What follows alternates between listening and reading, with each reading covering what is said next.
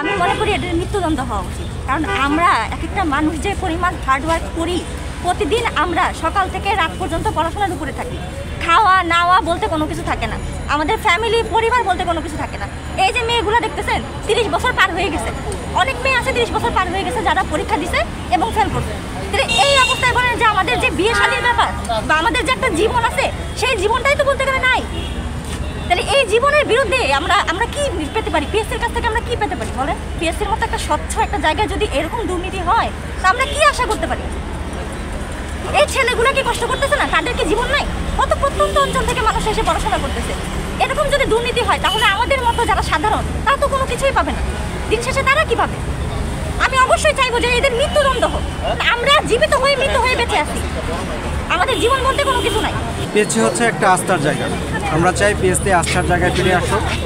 আর junior instructor প্রশ্ন যে ফাঁস হয়েছে সেটা অনেকগুলো অনলাইন পোর্টাল এবং জায়দিন পত্রিকায় নিউজ পাবলিশড হয়েছে 23 মার্চ 2023 সালে।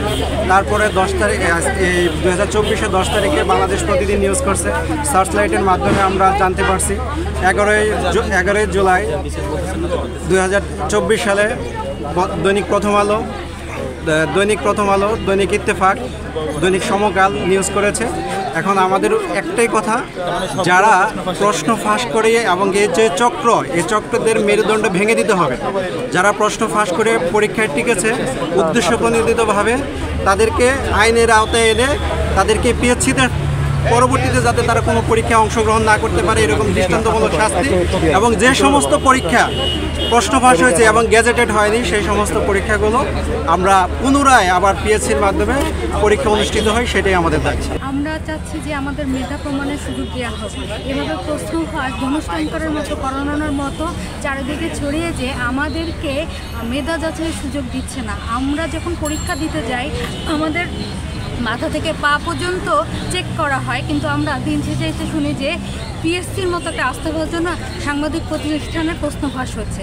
তাই আমরা এখানে আজকে যারা দাঁড়িয়েছি তারা সবাই চাই যে দুর্নীতির বিরুদ্ধে তদন্ত হোক, এবং আমরা চাই 44, 45 এবং 46, 44 এবং 46-এ সুস্পষ্ট প্রমাণ রয়েছে প্রশ্ন ফাঁসে। এই পরীক্ষাটি পিএসসি আবার নিয়ে আমাদেরকে মেধা যাচাইয়ের সুযোগ দিই।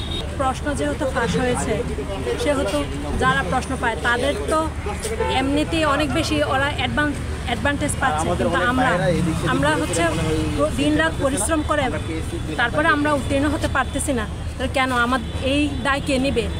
আমরা যে বারবার অনেক উত্তীর্ণ হতে পারছি না, তাহলে এটা কি আমাদের দোষ, নাকি যারা প্রশ্ন ফাঁস করে বারবার উত্তীর্ণ হচ্ছে তাদের দোষ?